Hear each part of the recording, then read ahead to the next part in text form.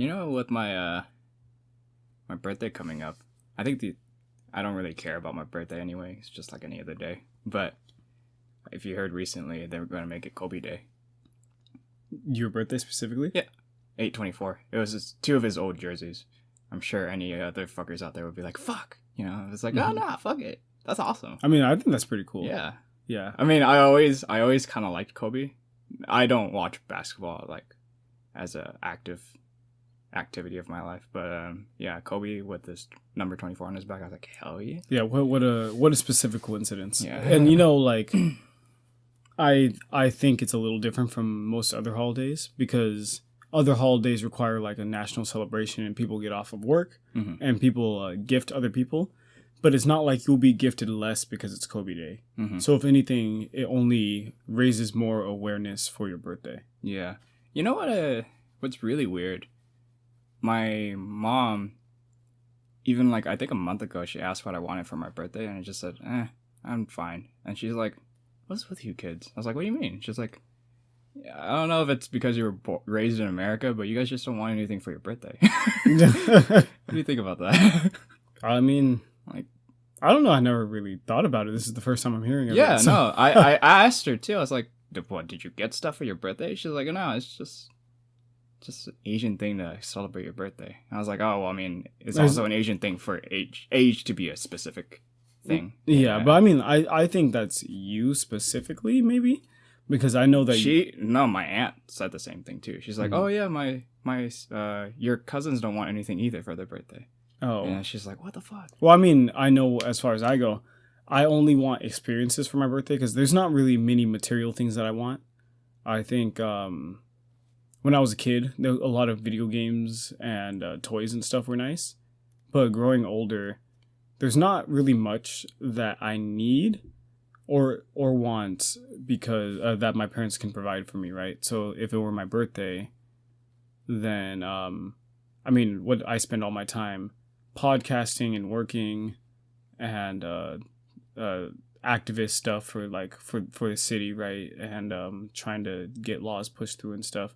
Yeah, my parents can't give me anything to help with that. I mean, unless they're willing to drop a new laptop for me, but that's not the case with my parents. Oh, yeah. Or I mean, no parents should be expected to get their kids anything. But I'm pretty self-sufficient, so I don't usually ask for anything for my birthday. Yeah, I think that I think because of how self-sufficient I'd say we would treat birthdays just as any other day. Because I mean, maybe I'm taking it a big reach here, but it's like if you're really looking forward to your birthday so you get stuff, I think there's something wrong with you financially. No, I think because I look forward to my birthday because I like having experiences with like whoever I'm dating at the time. Yeah. Or with my friends and stuff. So it's not like I don't want to do anything for my birthday. Yeah. How you feel about birthdays, how I feel about Christmas. Because for me, birthdays is nothing to me. But I just it's not like I'll get anything for Christmas or stuff like that. It's just like I like the vibe of Christmas. And you like the vibe of a birthday because all your friends are there with you. Yeah. Yeah. So. Well, I mean, I like the vibe of Christmas too. Well, yeah. I don't like the commercialism behind Christmas. I think that's terrible. And I think that's one of the things wrong with holidays, Christmas specifically, not all holidays, but U.S. holidays. But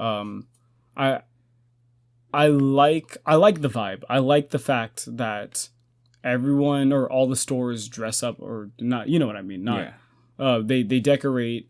The city decorates. Everything looks beautiful. The houses are. Everyone's just a bit brighter, I guess. Exactly. Unless you're shopping. Yeah, then it sucks to be here, right? Yeah. the houses look nice. Mm-hmm. There's colder in Chile, so more getting together and warming people's souls up and stuff like that. Yeah. Festive garments being worn. Mm-hmm. Christmas specials both on TV and the radio for Christmas music. I forgot about those. Yeah, it's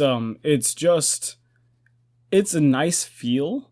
It's like you've entered a certain section of the year where everything is the same as last year. And the familiarity of it all kind of eases you and kind of puts you in a warm spot, puts you in a familiar place, and I really like that. Mm-hmm. Yeah, but as for Christmas, and birthdays and Valentine's Day, I don't like the commercialism behind it all because I just feel like people are being tricked by big companies. You know, like the whole diamonds. I don't know if we talk about this on the podcast, but diamonds being a girl's best friend or for weddings and stuff, that was actually implemented by the diamond company to raise the price of diamonds back in like the 1920s or something like that. Yeah, because up until that point, it was just a pointless freaking thing. Yeah. It was just a pretty rock to buy, and even though diamonds, like, people still bought them, they were a lot cheaper than they are now. So you mentioned birthdays too. Aren't birthdays you like get free stuff though? But I mean, like, they're commercialized. I don't think people should be expected to get you anything for your birthday. No. I mean, like, or if you're talking like on a corporate level, like you could just go into a restaurant and get like a free sundae. Stuff like that. Well, like, you definitely get a lot of free shit on your birthday. Okay, fair. Yeah. I think, but even you said I like birthdays, so I think that might be why I like birthdays more than Christmas. Yeah, I don't. My last birthday last year, I was just like, you know, you even mentioned, you're like, doesn't Baskin Robbins give free ice cream? Like, yeah, let's go. Yeah, free ice cream from Baskin. We were gonna do this one thing, right? Like, we were gonna go to all the stores and just get all the free shit. Yeah. It's my birthday, and then they give you like a free, I don't know, a free entree, and we go to someplace to get a free dessert. I don't think I've done that yet. Like, I just, maybe if I had a want, just to screw with the system, just 1 year, one birthday, just get everything I want for free at places, restaurants, establishments, the like. Yeah. So. Yeah. With I go to Sephora every year. I get makeup, free makeup stuff every year, and just give it to my friends. So give free makeup to the ladies in your life. Yeah, that's pretty nice of you. I mean, like, maybe I should sign up for Sephora membership and give makeup. But I mean, I don't know. Like, I kind of feel like driving out of my way to go to Sephora. Maybe that's the problem with me. Oh yeah. Yeah, I just don't want to go out of my way. I mean, I'll go out of my way for my friends' birthdays, but like for my birthday, I don't know. I kind of like to chill. Yeah. I think for birthdays, like I was saying earlier, I don't think you should be expected to get your friends anything, but it should be expected for you to give a little bit of your time in some aspect on their birthdays. I mean, I know a lot of people that are still ungrateful for even that, but I mean, like, I think you shouldn't really expect anything except for the well wishes and the time of the people that love you the most. Because I mean, if they don't even give time out of their day to acknowledge the fact that you were born today, I mean, maybe you wouldn't necessarily want them in your life. I know that other things come up, and obviously there's good excuses, but do you care like how many people remember your birthday? Not necessarily. I would, because if I can be completely honest, sometimes I forget my friends' birthdays. Like, I do forget your birthday sometimes. I know the month. I don't know the day. Oh, really? You don't? Do you don't actually know? Right now, I don't know the day. But it comes up. I mean, like, I'm not gonna not know like last minute. I'll know ahead of time because I put it on my calendar. Yeah, and it gives me a reminder like a month prior. So it's just like, okay, and I know it's coming up now. You know? I fucking love that. No, because I don't get offended. Like, I know people do, and maybe I could bring it even to like a relationship, like, you know, how you forget an anniversary. I think that's something else. But with a birthday, it's just like, if you forgot, you forgot. No, I mean, I think I don't think it's bad if someone forgets your birthday. Like, honestly, I don't really mind. However, considering proximity of the person to you, how often you see them, how close they are to you emotionally, I think all those play factors in when the birthday wishes come. Let's put this to an example. What if you were living with your significant other and they forgot your birthday? Yeah. I'd say that would be a pretty shitty thing to do and to feel, because you just, like, you know, what if your kids forgot your birthday? What if your parents forgot your birthday? For your friends, I think that if they're your best friends, you'd want to hear either like a birthday wish the day of or the day after, right? So, I mean, like, there's that. But if it's for someone that's not a close friend, then, I mean, I wouldn't expect any birthday wishes from them. Yeah. If I didn't say happy birthday to you, then I don't expect you to say happy birthday to me. Yeah. Exactly. Yeah. So, I mean, with all that, do you think the media has any birthday biases? Like, with I see you making that face. Okay, so it's the face of confusion because I have no clue where he's going with it. It just ran across my mind. So do you think the media currently is I don't even know how to word this.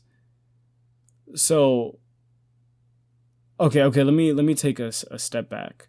Do you think the media has a racial bias for holidays? A racial bias for holidays? Yeah, or maybe. Well, I mean, so like, what the fucking Oh no. See, I can't say I don't. Oh no, wait, hold on. I don't remember the name, so that's already offensive in itself. Kwanzaa? No, not that one. Hanukkah? No.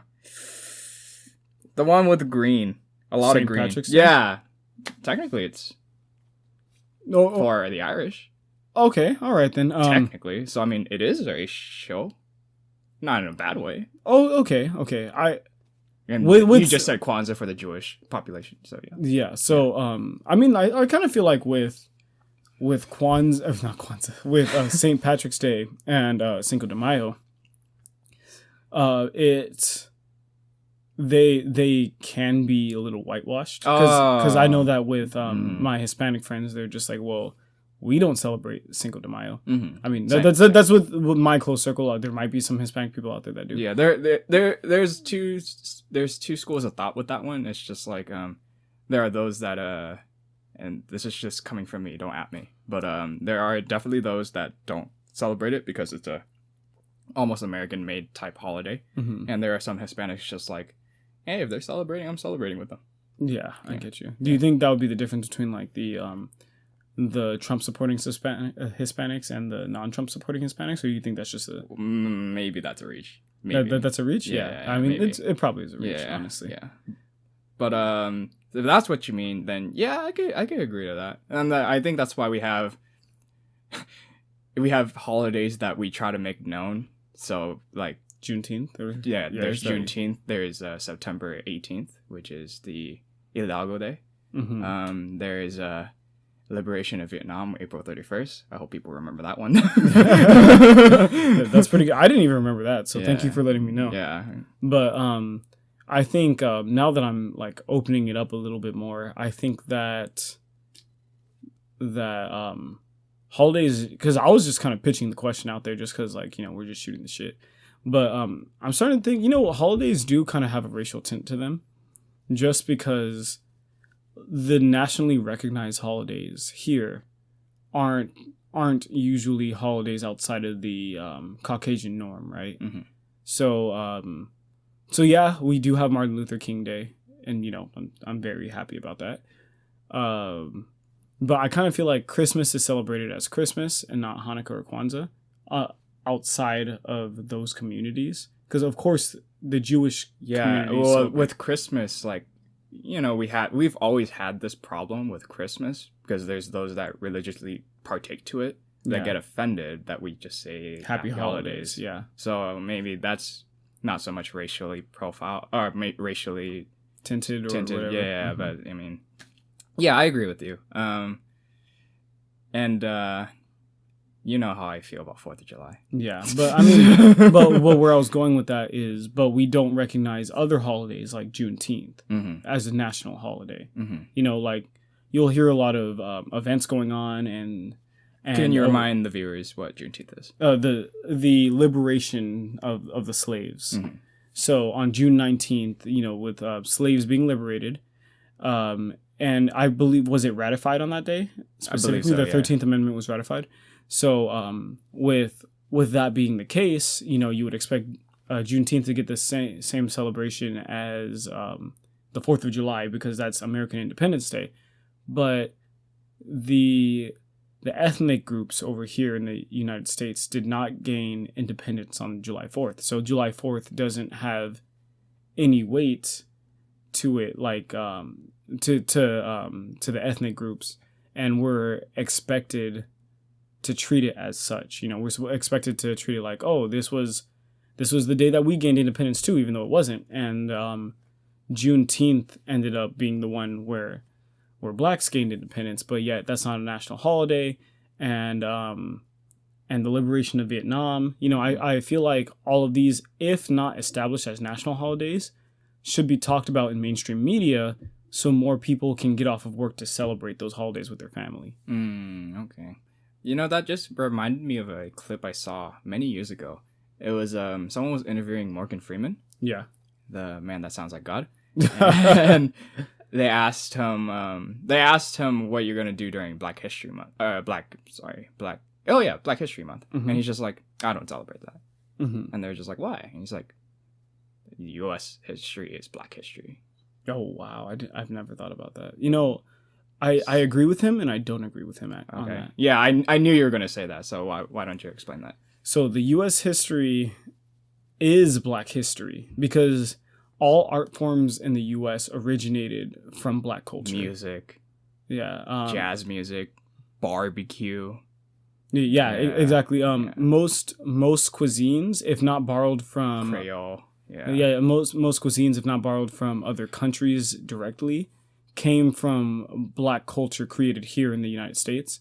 Same thing with music and a lot of media entertainment, dance, and a lot of the popular art forms and forms of entertainment today Mhm.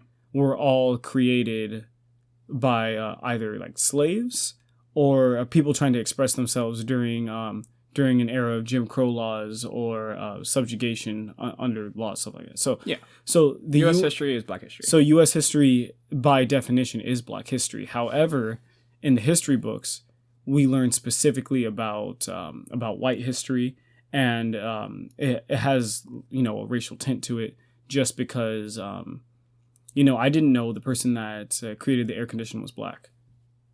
What the heck? So Cool. yeah, I mean, like, Thank you. Dude. let me search that up real quick, just to make sure. He's giving a lot of people during this heat wave a good time right now. Yeah. let me just make sure. Though not for the better for the earth. I also learned recently that we leave a footprint when we leave our ACs on. Oh yeah, Yeah. of course. Yeah.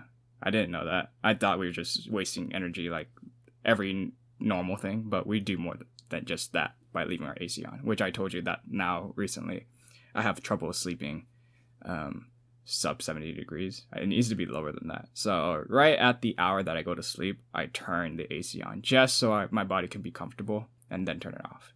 And then usually then I could pretty much knock out. But should you look it up? Okay, yes. So hold on. His invention's the refrigerator. As perishable goods. Okay, so Refrigerator? No. Dang, that's even more of a big achievement. What the heck? He's the reason why we don't salt cure our meats anymore.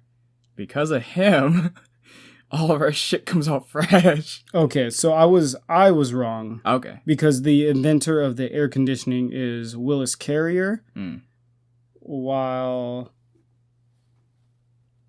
Frederick McKinley Jones is the inventor of, let's see, the co-founded the Thermo King of the refrigerator. So I guess I was thinking of the refrigerator specifically. That's bigger achievement. It's a refrigerator, dude. Yes. Yeah. But let me just make. Okay, yeah. So we're all good with that. Anyway, there are a lot of these famous life-changing inventions that were made by minorities. However, U.S. history tends to focus on those white figures. Yeah. Yeah. So much like say Thomas Edison being cited for electricity when most of his ideas came from Nikola Tesla. Yeah. Yeah. So stuff like that. So what you're saying, in a sense, so obviously with Morgan Freeman back in the picture, we should probably make things known that the Black community has served in the entirety of U.S. Yeah, sense. like it should, Yeah. histories, because history is written by those in power, Yeah, right? but we should I think maybe he just was offended that it was a month of the year. You know what I mean? When it should just always be. I think contradictory or on the contrary to Morgan Freeman, I think having a month to recognize all of the great deeds done by those who are people of color, even more, there should be more than just a Black History Month. I think Asian, there's like an Asian History Month as well, right? Or like I would call that Lunar New Year. No, but I know there's a celebration of Asian Culture Month. Yeah. Yeah, I think it's in April. No. Man, I honestly thought it was Lunar New Year. Maybe I'll look into it. But Okay. like Lunar New Year, all Asians get lit. Yeah. But okay, so I know that there's a month for those things. You Yeah. know, in Asian culture and in Black culture, I think that those are important until we get to a place where we can rewrite history books to recognize the achievements of all races and not just like one in particular, because those empower write the history, right? Yeah. And then so we learn about all the good stuff that America has done throughout the years in history. You know, I remember it, you remember it, just like learning this in school.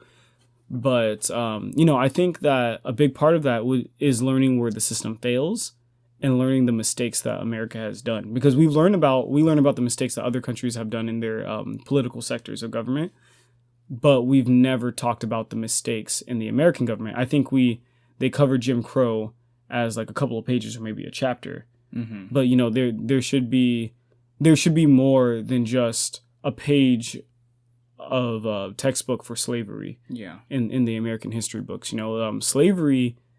We've had slavery longer than we have not had slavery here in America. Yes.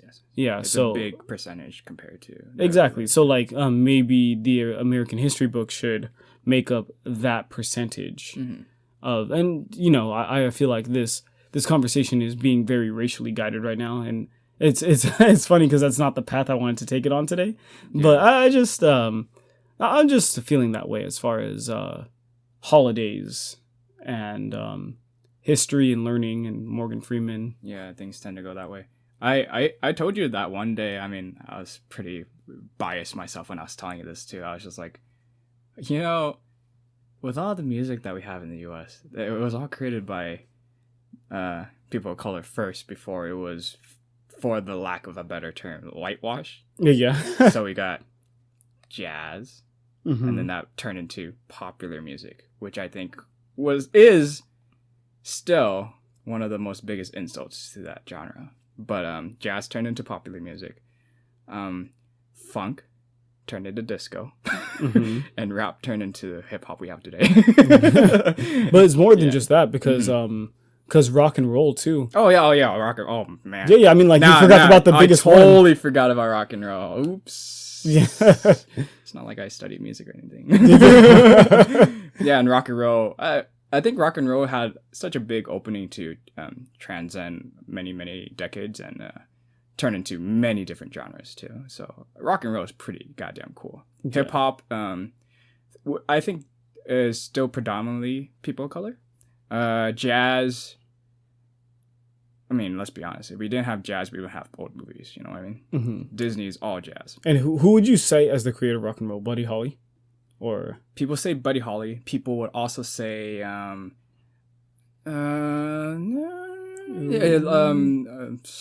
Little Ricky. I think that's his name. Yeah. Yeah. You? I look just like Buddy Holly.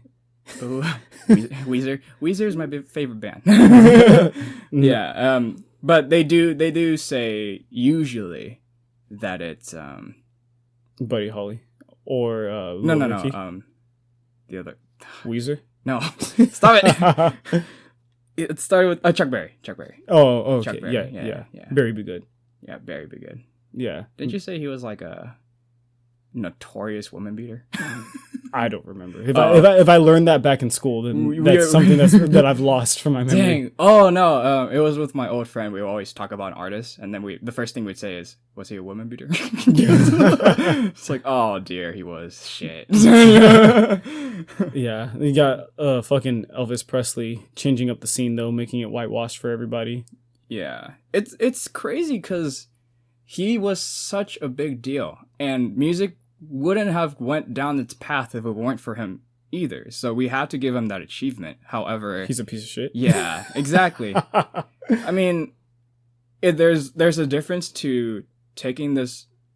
We might just actually take this down the road of cultural appropriation at this point, because he definitely culturally appropriated. And then, but when we talk about the Beatles, I think they respected the craft so much, and I think that's why they're so much bigger. Yeah, because I mean, I think. Well, I mean, other than that, they also came out with a fuck ton of music. They did, and in my Spotify list, I have them as a big percentage of my entire catalog because I saved the most songs from them alone. Yeah. I have upwards to at least 150 songs for them in my gigantic list of 4,000. So yeah, I'm also a music hoarder. But yeah, no, and they played lots of rock music, swamp rock, southern rock, all that. And they were from freaking Britain. And I think they just respected the craft so much. And a place that gets a lot of flack when it comes to that would be South Korea. And I know, oh man, recently I know BTS just came out with a good song, and I really, really dig the song, and it's going to be #1 on Billboard next week. Do not at me. But one of the big complaints about some of the older K-pop music is that it was very culturally appropriated, especially in the music videos, because they would take to things that were seen in 90s hip-hop and make it their gear and attire. Oh yeah, I know that that Japan sorry about that. I know that Japan also did or was coming under flack for something like that, for cultural appropriation and stuff. But you can continue. Yeah, but no, actually no. I'm trying to start this because we don't actually, we talk about this the least, cultural appropriation. And I want to say that I've heard several arguments, not in great detail, that some people would say that cultural appropriation does not exist. Oh, of course it exists. Of course it exists. And I'm just wondering why. Why would people actually think that? Well, I think, so from what I've heard about it, because I've had people ask me about that as well, is they don't understand the difference between paying respect to the culture and cultural appropriation, right? So they don't understand the difference between, say, Eminem and Vanilla Ice. Yeah. But there is so much wrong with Vanilla Ice. Okay, but I'd say the difference would be how do I put this? Because there's a few main differences, but the first one is let's talk about blacks and their hair. Oh, yeah, right. Yeah. So with black people and their hair, they've been told that it's ugly in media representation, in a lot of TV shows and movies. You know, it'll be the ones with the curly, kinky, nappy hair. Not professional. That's not professional. Yeah. That's ugly. You know, you have if you search on Google professional hairstyles versus unprofessional hairstyles, the white hairstyles will come up versus the blacks, and that's media representation. That's a whole different avenue. But anyway, that comes up for black people. You know, that their hair is not beautiful. Yeah. Then we go to Korea, where in their music videos, they always find new fashion every single day and every single month that they come out with videos. And then next thing you know, they're wearing dreads. Well, I mean, not just that. I mean, I was going to keep it here in the States and then kind of move it to Korea. Yeah. So, but with here in the States, you know, they're being told, blacks growing up, you know, little kids are having their self-esteems crushed because, like, your hair is ugly. You know, little black kids want their hair to be straight because they want to be like the models on TV. And they're told that, like, even pretty black models are supposed to have a white hair. Or, you know, not the color white, but like a straight hair, silky and not frizzy and fluffy like their hair is naturally. And then you have white people coming into mainstream media wearing dreadlocks, wearing black specific hairstyles, and making that popular. That would be appropriating the culture, because now that it's within mainstream and now that it's white, it's beautiful. But when the black people had it, it was seen as atrocious and ugly. Same thing with rock and roll. And I'm pretty sure you knew this. Chuck Berry, Buddy Holly, that the art form was hated by whites. Yeah. And until Elvis Presley picked it up, and then all the whites became... I'm going to correct you right now. Buddy Holly's white. Oh, sorry, Chuck Berry. Chuck Berry, and I just remember his name, Little Richard. Little Richard. Big predecessors of the beginnings of rock and roll. Yeah, don't worry. I corrected your life. Yeah. I don't know why. But Buddy Holly. I'm having an off day. No, Buddy Holly was also a big deal. I think he respected the craft way more than Elvis. Oh yeah, no. He didn't appropriate. But going back to it, and I'm sorry for the little mishap. For the little mishap. Yeah. Yes, when Chuck Berry was doing rock and roll, it was widely hated by whites, right? Oh yeah, Yeah. the devil's music. Yeah, it was exactly. It was the Yeah. devil's music, and then once picked up by Elvis, it became People were just like, "Oh, why are you still listening to the devil's music?" And then they see him, it's just like, "Oh, but he's white." exactly. So that would be the difference in appropriating culture versus what Chuck Berry Yeah. and Eminem did was they paid respect to the art form, and they say what's a good example of this? It's they weren't stealing it or they weren't changing something that was bad into white appropriate. They were just going along with the art form for its intended audience Yeah. and keeping up with the things that make it great. And they were putting their own spin on it, Mm-hmm. but it wasn't stealing from blacks. Elvis specifically said that like the only thing a N-word can do is shine my shoes. Yeah. Yeah. So, and then but he's using all of their music. Yeah, of course. Yeah, but No, yeah. Everyone likes to put Eminem in a very nice pedestal that I always like to call. It was they say he's not a white rapper. He's a rapper that's white. Exactly. Yeah. Exactly. Because I've listened to my fair share of what they would call "quote unquote" white rappers. I guess something along those lines of being in hip hop. There's a certain drive to being I'd say underprivileged, and that's a big key of gangster hip hop in the 90s. Yeah, because wasn't that how the rap art form started in the first place? Yeah, all hip hop movement was those trying to make themselves a voice. Yeah. And Eminem preceding himself into somewhat of a similar situation. His only gateway out of it and his art form to envision himself in was hip hop. So naturally, he was going to have difficulties in the genre, but he made himself big. When it comes to quote unquote the white rappers, they don't fit that mold at all. They're just they're high privilege. Yeah, highly privileged, extremely well established with money, and they just music video every week. You know who I think fits that mold, but I actually like Little Dicky. Do you know? Little Dicky. He's a white rapper. He comes from upper middle class. At least at the very least, even if it comes to that point, at least respect the craft, and he does. Yeah, exactly. Yeah.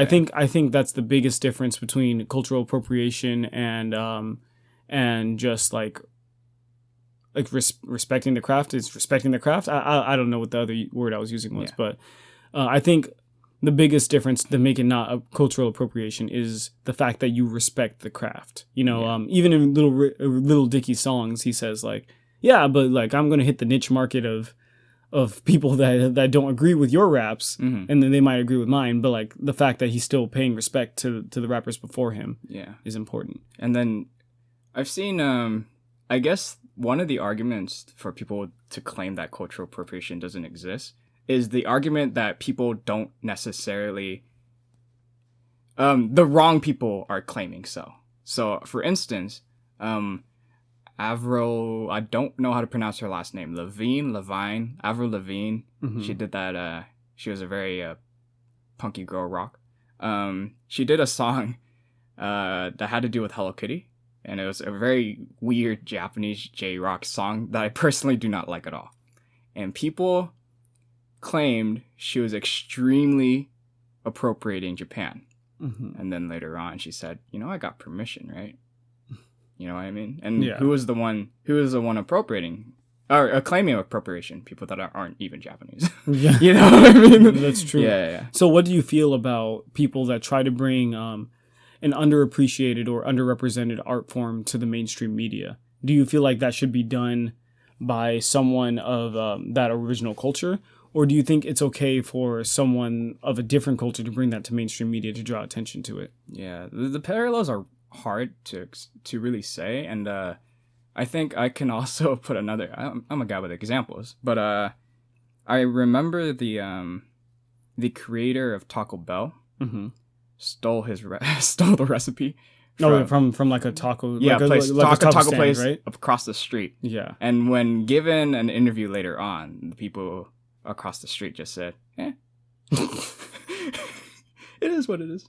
I mean, this might not be factually true, but because of that, he's a big deal now, and Taco Bell is chains across the country. So, I mean, maybe that's the question you're asking, like something if it wasn't so popular, how should it be opened up to the public? Yeah. So I mean, like, I guess if we're using that example specifically, it would have to be the case that tacos are not mainstream. Yeah. Yeah. So like, no one in America knows about tacos, and then or except for like the people that were into it. Yeah. And the guy that made Taco Bell, he comes out, and you know, he may be of different race than like Hispanic descent, and people love tacos. Do you think that would be okay, or do you think that he should allow someone of Hispanic descent to come out with tacos? Yeah, it extremely sucks because long term, it may be a good thing.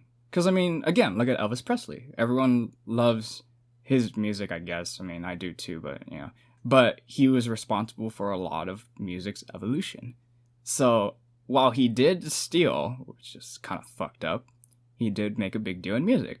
And I think I can't even say it's okay, because it's like, you could say it's okay, but maybe if you knew what was happening behind the scenes, but you can never know that either. Well, I think we didn't just figure that out recently. We knew that the original writers for all of Elvis's songs were black. Yeah. So I don't know. Like, this is a really hard question for me to answer. Yeah. I think in a way it's okay. However, now in an age of social media and as far of a reach as we have, it is more important than ever to pay respect to the original artists and the original art form. So say if I came out with some country music, right, which originated off of a black art form anyway, but you know, country music is primarily seen as white music nowadays, you know, for Midwestern audiences. Mm-hmm. Well, you just detracted a lot of country viewers just from that statement. No, I mean, no, it is. Well, I mean, yeah, but people will argue that it was a purely quote unquote American only art form. But didn't country music originate from blues? Yeah, you might be right. I'll look into it, but I'm pretty sure you're right. Yeah, so country music originated from blues, which was originally a black art form. Yeah, of course. And Robert Johnson, B.B. King, all the like. Yeah. And so that transitioned over to country music, blah, blah, blah, blah, you know, just same thing that we were talking about. So now, as country music is seen as a primarily white Midwestern art form, if I were to come out with a country album, it would be hard for me to appropriate culture because I'm a minority. And I don't mean minority in the sense of being black. I mean minority in the sense of only 12% of the population is black. Yeah. But if I were to come out with a country album and me being black, I would say, hey, respect the original country artists that come before me, and I would cite them as inspirations. Like whoever my inspirations to start in the country genre were, I would cite them and say listen to their music as well, and get more people into it. So say like if there were a white rapper or someone wearing dreads or something like that, they should cite what their inspiration was and kind of encourage their audience to partake more so in the art form and not just listen to their craft specifically. Well, yeah, damn. Isn't that the irony though? Because it's like,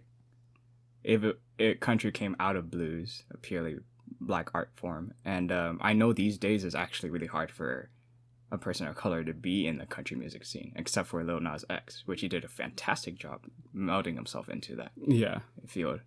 But he, unlike you, isn't trying to voice those sorts of opinions out in the field. I think he's just trying to be an artist. I think he's just maybe I'm just putting ideas into my head, but I think he was just trying to make a stir, right? Because like, wasn't he getting a lot of flack for being a black country artist and gay? Because there is kind of like a opposite of what we're saying right now, but there is no race that you have to be for any art form, right? Of course, yeah. Yeah, I mean, like, as long as you pay respect to the culture, you can be any race and do any art form you want, but they're trying to say that because he's black, he's not allowed to do country music, and I think that's very hateful and disrespectful. And I know that not all of country audiences were like this, but I kind of feel like that's telling of some of the people that listen to country. Of course. Yeah, because that's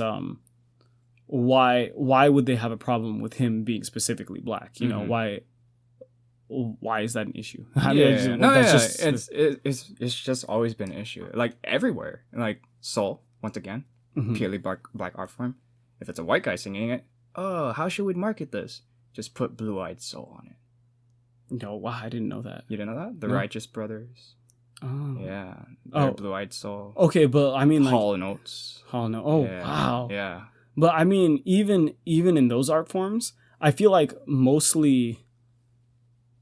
Okay, I don't know about all soul artists, but I know that a lot of the white soul artists paid respect to the craft, and that's why... Course. I think the marketing behind it was offensive. Oh yeah, of course. I mean, like, that's just ingrained in the racist culture that I honestly don't think a single soul artist was disrespectful. Yeah, exactly. That's what I was about to say. I mean, who sang "What You Won't Do for Love"?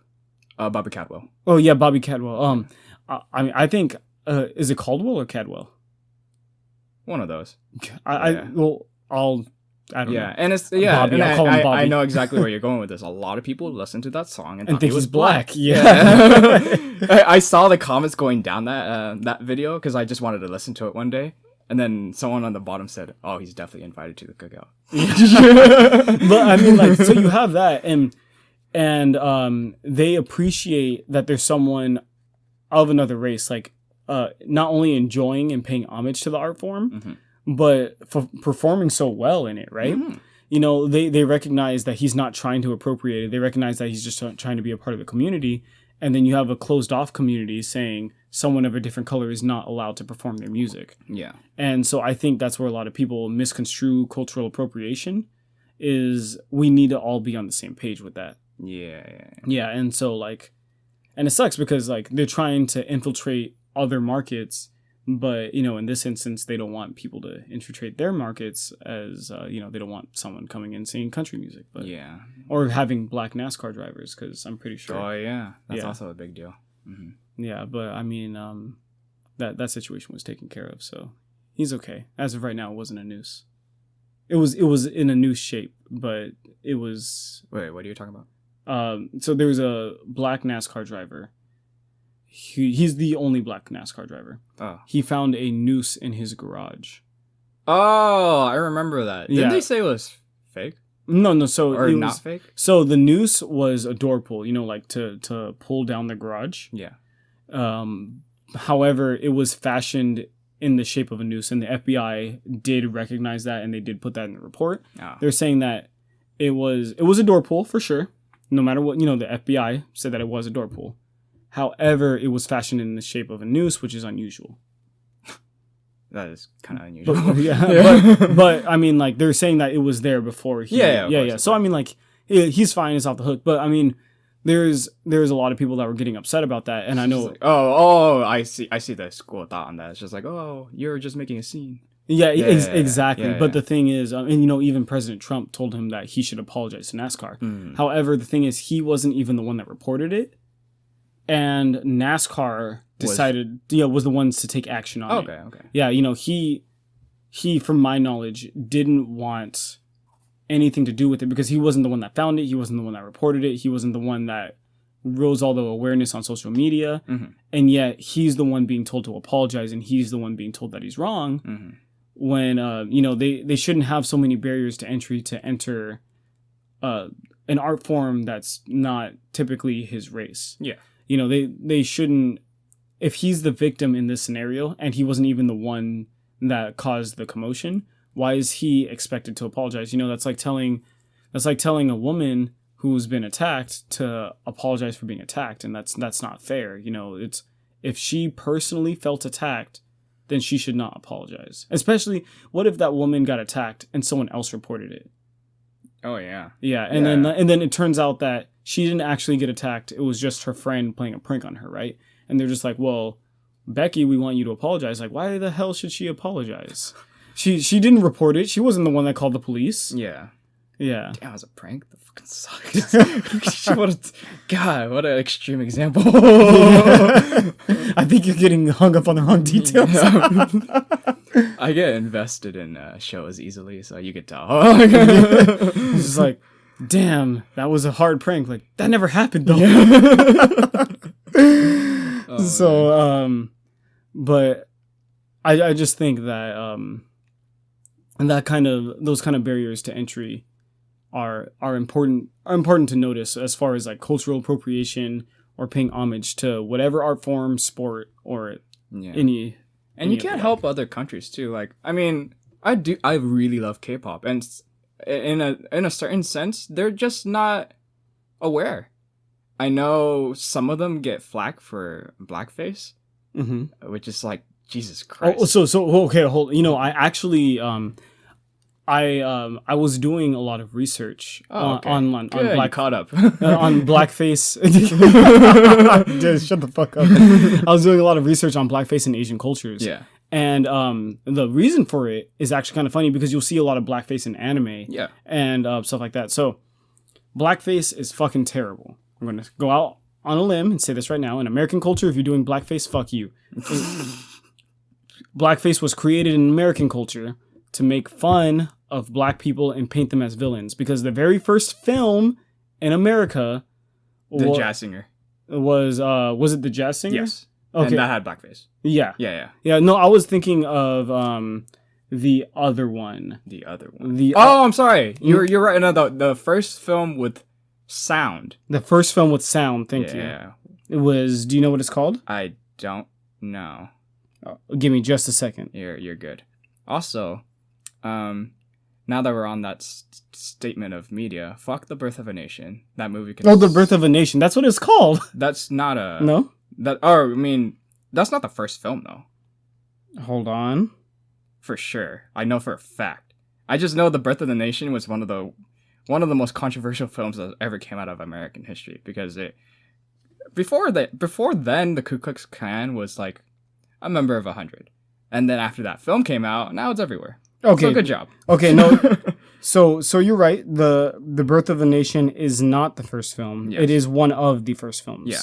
Okay, so you're right. Yeah. Sorry. That was fuck Birth of the Nation. I am off of it today, and I am sorry for everybody for misconstruing information, but don't worry, I'm fact checking myself. Honestly, we're all sweating bullets right now because it's freaking hot. Yeah. I also have Bal fact checking me. So anyway, A Birth of the Nation, one of America's first films, shown in theaters, has blackface and has blacks painted as villains, and the Ku Klux Klan painted as the heroes of the story. And obviously everyone in America knows that's not true today. Yeah, that's one of the darkest films in our history. Yes. For sure. So as something to go as wide set as that, right? We know that blackface is terrible. And then it was so influential that it started a whole art form of blackface. And the entire art form was depicting blacks as lazy and uneducated and as violent. And these racial stereotypes still stick until today in American media and people's perceptions of blacks. So it's a very detrimental art form. However, since it was under the genre of comedy for whites, in Asian cultures they saw this and they're just like, oh, blackface is comedy. Yeah. They took it at face value. Mm-hmm. So when they do blackface in Japanese culture or in Korean culture, it's meant to always be funny. It's meant to be. They don't mean it, because American culture was double-sided. They meant it to be funny and they meant it to be harming towards the blacks. Yeah. But in Japanese and Korean culture, it's meant strictly to be funny because that's what they thought that Americans were doing. Yeah. Yeah. And now we got social media and everything, and a lot of anime communities know what it is, and K-pop is also getting behind that, because I think one of the last instances I remember, a girl group kind of darkened their skin to act like Bruno Mars, and gosh, oh no, I didn't know that. Oh goodness gracious, I don't remember the group, but yeah, they're well aware now.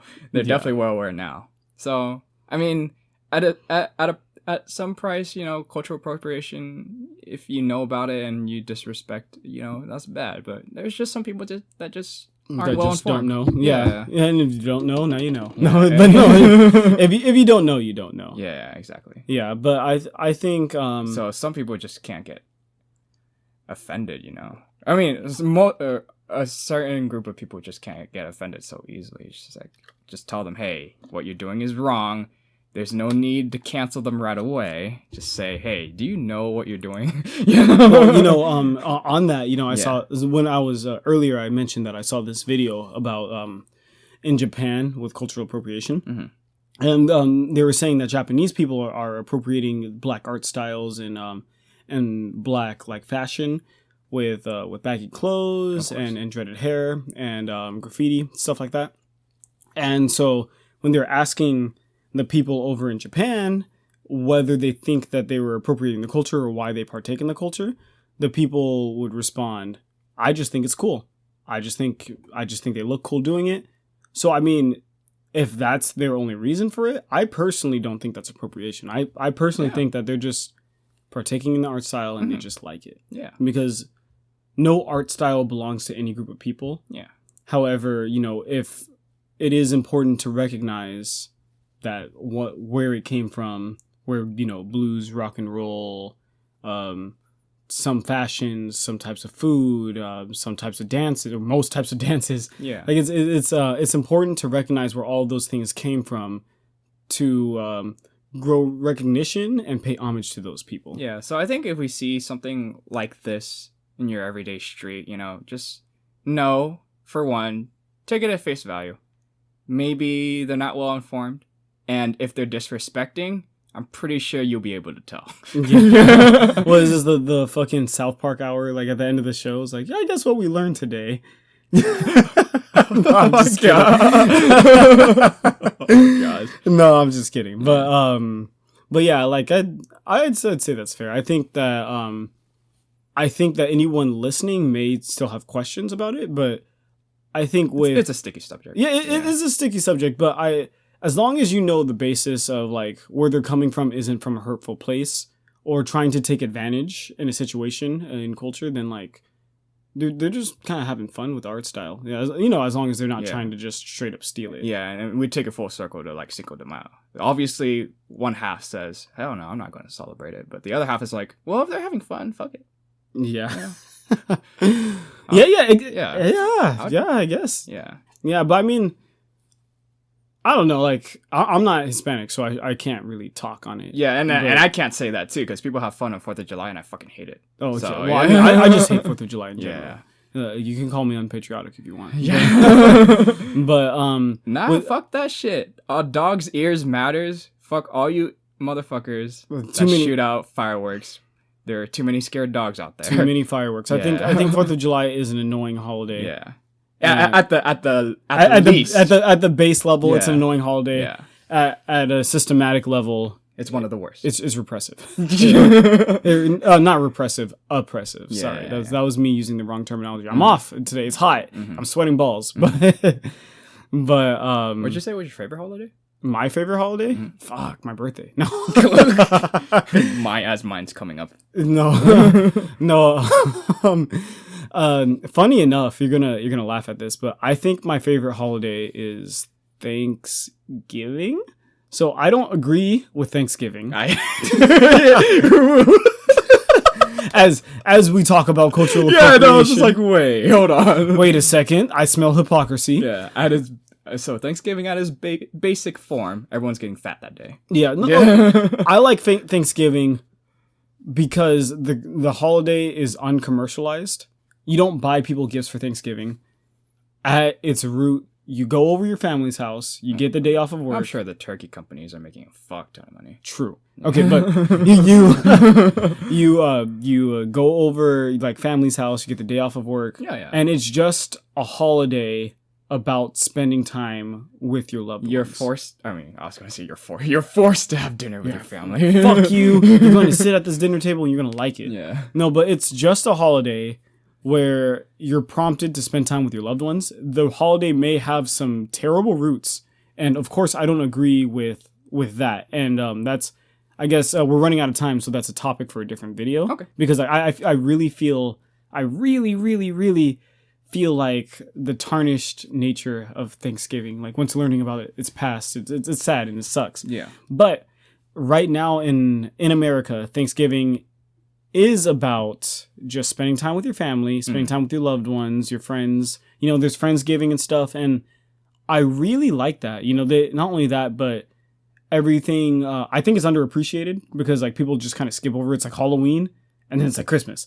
But there is a section in time where Thanksgiving is all decorated and things looks Thanksgiving-y outside.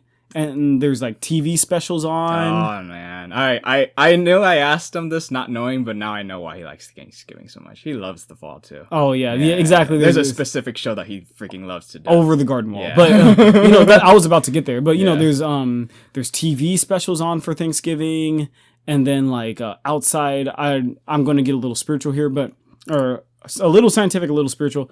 But trees breathe. And during the spring season, trees breathe in, so it's kind of like the Earth's breathing all spring. Yeah, taking out all the carbon dioxide. All the carbon dioxide in the air they're breathing in. Mm-hmm. And then during the fall seasons, they breathe out oxygen. So there is more electricity and there's more oxygen in the air, which usually leaves people feeling more revitalized during the fall seasons. And if you're ever feeling like that little burst of energy when you wake up on a fall day, it's because of that. But anyway, because of that, you know, fall has like a lot of nostalgia and there's like pretty colors everywhere, even though I'm colorblind. There's pretty colors everywhere. And like a lot of relationships start during that time. Yeah, you know, I think you've told me that. Yeah, I feel like fall is an emotional season. Mm-hmm. And it's just like, you know, Thanksgiving goes in tandem with that. You're spending more time with family and just like I said, the trees are beautiful colors and it's just nice. You know, you're expecting the winter to come sometime soon. It's not too hot, not too cold. It's like flannel weather. You can wear all your favorite types of clothes without it being too hot, and you don't have to bundle up in jackets. And then you get Over the Garden Wall, which is just a beautiful piece of the mastery of the artist craft of cartoons and TV shows. You know, I highly suggest that everyone watches it during the fall season. Gotta wait. Where would it be available? Is it Hulu? Oh, Hulu. Yeah. Hulu. You gotta wait until after watch it after specifically after Halloween. Yeah, but before Thanksgiving. Yeah. You know, just in that little time frame. Trust me, you guys will love it. But do you watch anything on Christmas? On Christmas? Yeah. Fuck. I now watch Elf every year. Oh, you do? Yeah. My tradition is the day after Thanksgiving, I turn my radio stations to the Christmas stations, and I do not turn them off until the day after Christmas. Oh, yeah. Yeah. Oh, hell yeah. Yeah, so I mean, like, you know, all day, whether I like it or not, just Christmas music. And I love Christmas music. And for some reason, when we say that might be an unpopular opinion. People hate Christmas music. It might actually be a lukewarm take. Yeah. No, but...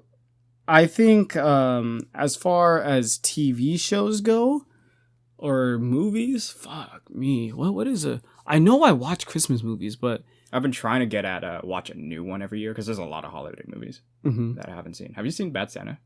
Yeah. You know... Damn, that one's so trashy. You know Star Wars is technically a holiday movie. Oh, no way. Yeah. Oh, is that why they always release on Christmas? Well, no, okay, so not the Star Wars genre. Oh, okay. Or not genre. I'm fucking stupid. Star Wars. Well, what would be the word? Why can't I remember it right now? I don't know. The trilogy. No. It's the Star Wars. Like, okay, I'll just say under the Star Wars umbrella. Okay. Yeah, under the Star Wars umbrella, not a Christmas movie. However, Episode 7, I believe 8 and 9 are holiday movies technically because they all release around Christmas. That means La La Land is one too. Yeah, La La Land is technically a holiday movie. I love La La Land.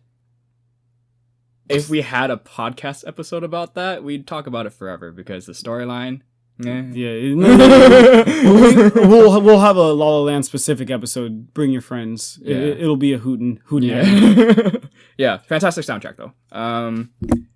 I think we are just about running out of time. Our sponsors. I do implore you guys that if you appreciated the talk of music, do give BTS a listen. They're one sponsor. They're one of the BTS. Please sponsor us. Give us a trip to Korea. But they are one of the more wholesome Korean boy groups out there. I know they do a lot for our community. Yeah, they donate a lot to charity, Black Lives Matter, and a lot of social groups. They don't do anything wrong. Nothing shady about them, for sure. Yeah, so definitely give BTS a listen. I guess that they'll be the sponsor for today's video. Yeah. Forgot to sponsor. I think we kind of just like went and we just talked about whatever today. Honestly. Yeah. I mean, I think honestly, on the behind the scenes, we had just like one thing we want to make sure we talk about. But honestly, when I press the button to record, we just start talking. Yeah, I mean, that's a big problem with this is I don't know what to title this. I think it's going to be titled cultural appropriation, but I'm glad you're recording this so I could remember when I hear it. Yeah, but Ben and Bao, not the food. Yeah, not the food.